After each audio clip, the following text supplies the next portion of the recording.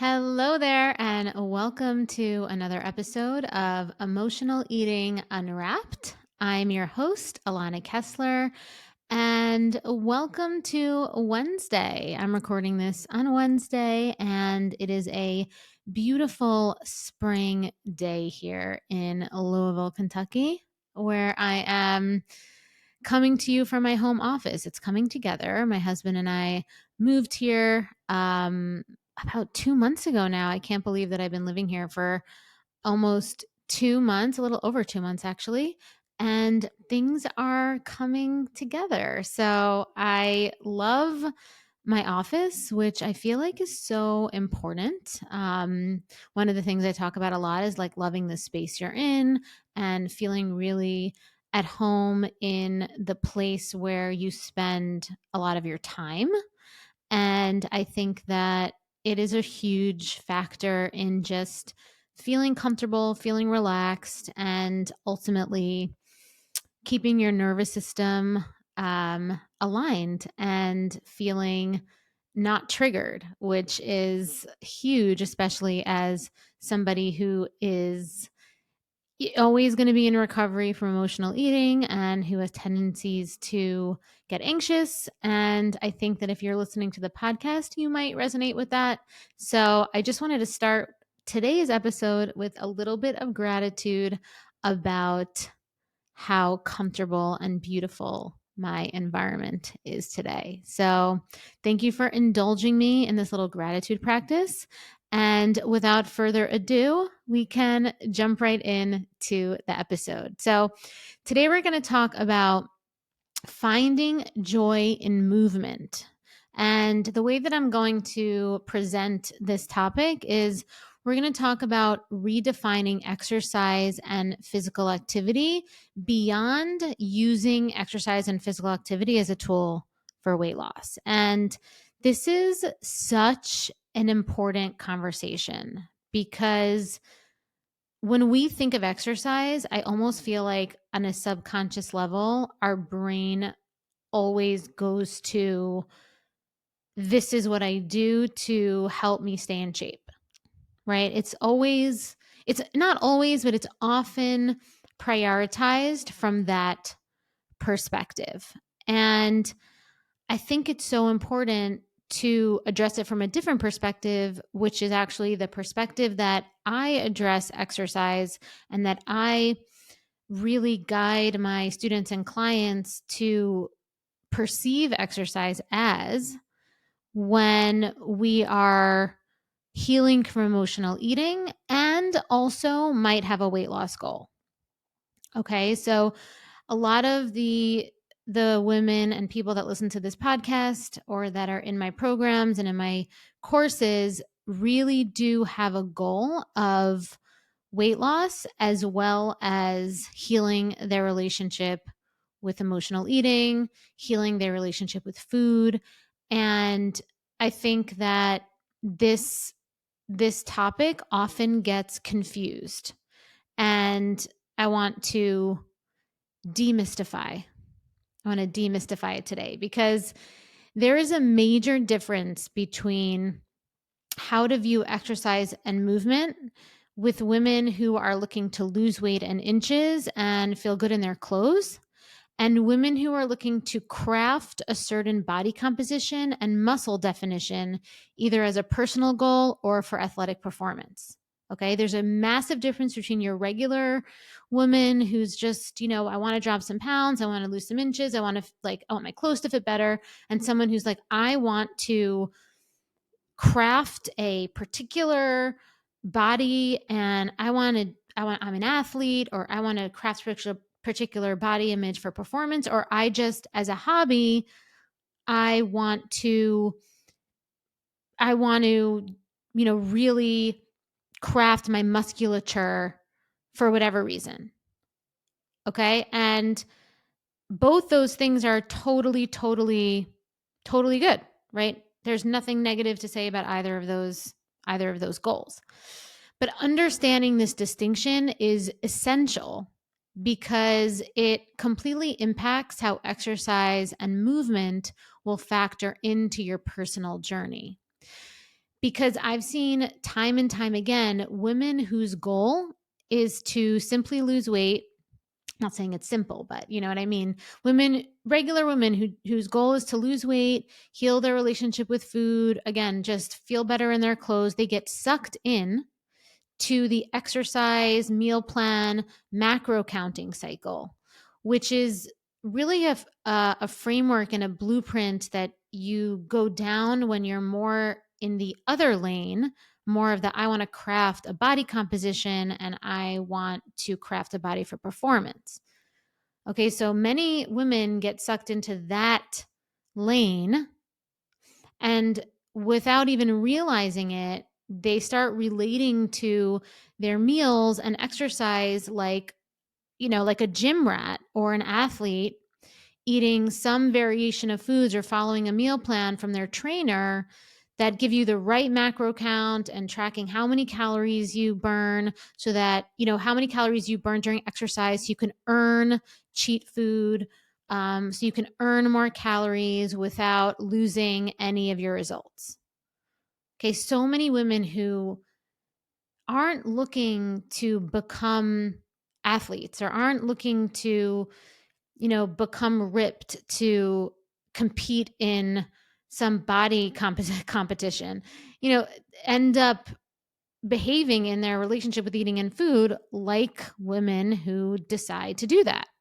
Again, totally a fine goal. But, it's a different goal, and it's important to understand and to acknowledge that it's a different goal.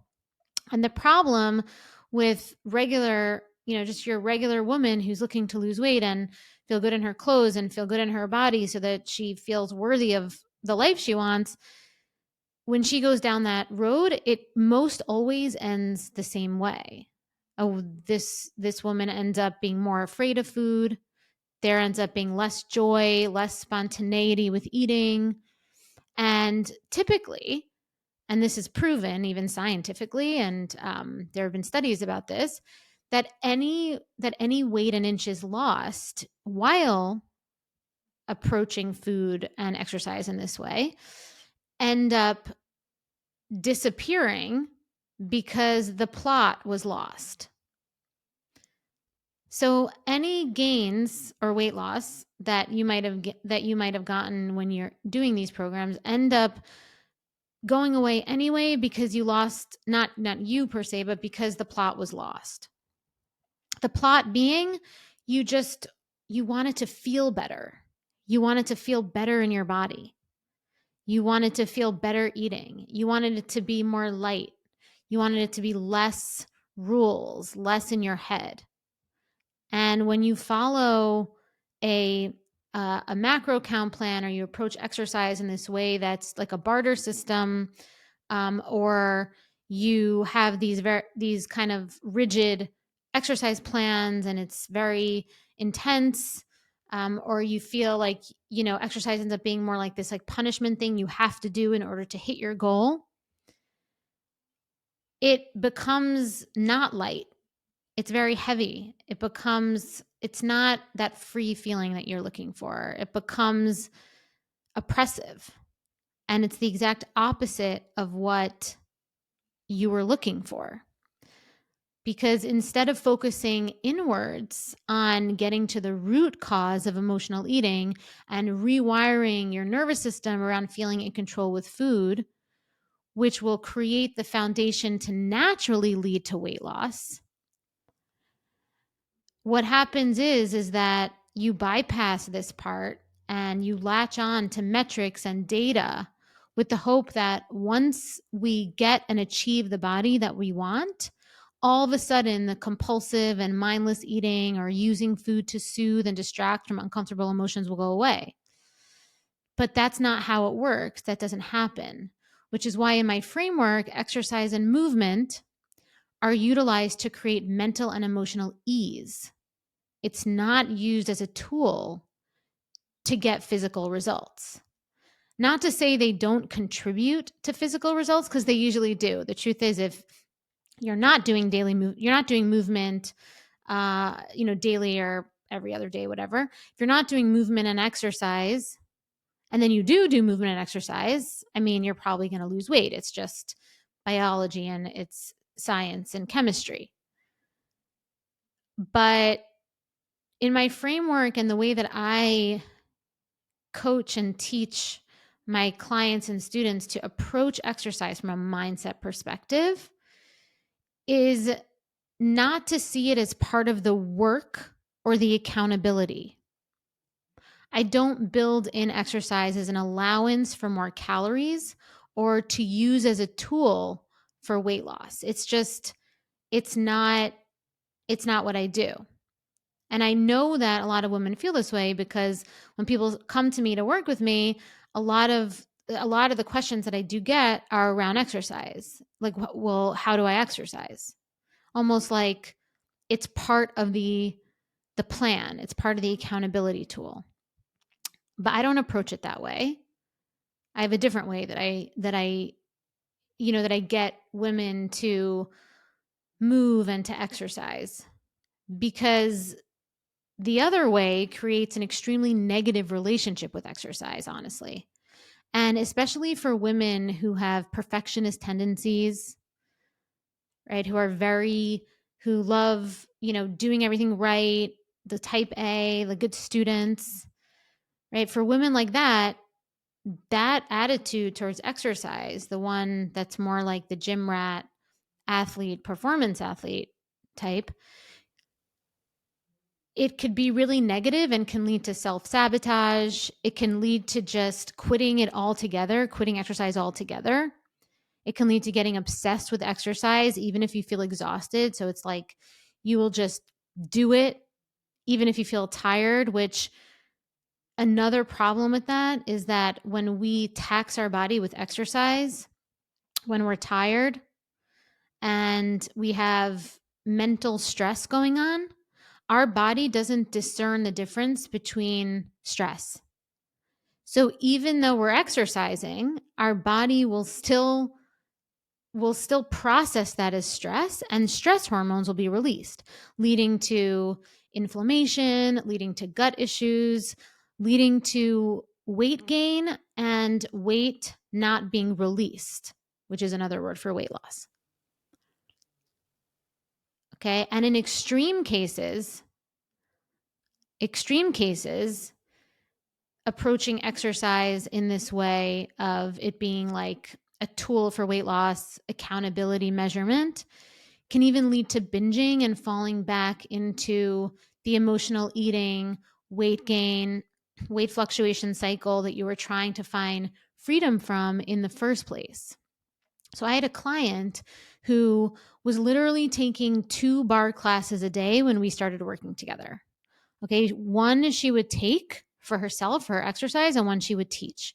Even if she had 4 hours of sleep or was emotionally exhausted from work and emotionally exhausted from being a mom to her teenagers or young kids, because instead of resting, she didn't feel safe because exercise was such a tool for her accountability, and she really felt like there was a part of her that felt like she only could eat if she exercised. She didn't feel safe to rest because she thought that if she rested, she would magically put on 5 pounds and lose all control over her food. And she felt extreme fear, right? So exercise was this it wasn't this free thing, right? It wasn't generating positive energy for her. It was a taskmaster, and it completely controlled her sense of safety in her own body. And it wasn't something that was creating positivity for her. Now, obviously, we healed this internal bully that she had living inside her, and we rewired her belief system around what exercise provided for her, and that completely changed her life. Right? We got her to a place where she stopped feeling this obligation towards exercise, and the result was better digestion, reduced inflammation and weight loss, actually, more freedom around eating. And ironically, when she was approaching exercise and movement as an accountability tool towards her goals, she had constant stomach aches. She was stuck in patterns with food where she only felt safe eating very few things. She had poor sleep. And like I said before, because her brain was constantly going 24/7, just, all that internal judgment, all the hypercriticism, all of the, feeling obligated towards exercise as something that she had to do in order to make sure that she stayed accountable or disciplined. She had a lot of inflammation and she had weight gain. She was carrying pounds that she just, she felt like she just couldn't lose.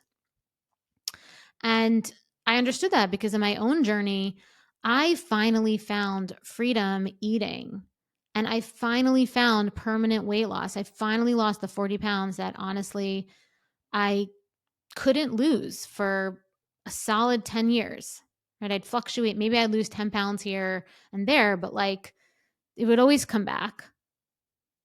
And I finally found freedom from that when I too stopped using exercise as a distraction from the real work of healing my emotional eating and relying on exercise as this tool to make me feel safe eating certain things, almost like I had these banked calories that I could have, right? Or making me feel like I was working off something bad that I ate. Right? When I stopped approaching exercise like that, I finally found the freedom and the weight loss that I was looking for. And instead, exercise became a tool for nervous system regulation, like it does for my clients now, and providing me with energy and keeping me in a positive headspace. I stopped training like an athlete and punishing my body with high intensity workouts and regimented weight training routines. Right? Not waking up at 6:30 a.m. and doing all these, pre-planned workouts with macro counting meal plans to make sure that I recovered. Like I'm not an athlete. Right? I realize that. Like I don't need to behave this way. It's not the way. And for me and most of my clients and students healing from emotional eating and wanting to lose weight, the ones who want to, those types of programs are not the right action towards their goals either. Not to say that sometimes I don't love a good run, an intense workout now and then, because the truth is I do. I like it. But I do it when my intuition tells me to. I do it when my intuition tells me to, and I know when I want to do it because it's like what I need, not because what I need to do in order to feel like I have permission or to feel safe. Okay, so I'm not saying that you have to only do yoga or low intensity. The truth is it's not even about the actual exercise itself. What I'm telling you is it's about attuning to your body and what kind of exercise or movement it needs, or actually sometimes what it doesn't need on that particular day. Sometimes rest is what it needs. And letting that intuition be your North Star towards deciding how to move that day instead of programming exercise in as a must have for you to achieve your goals and feel safe.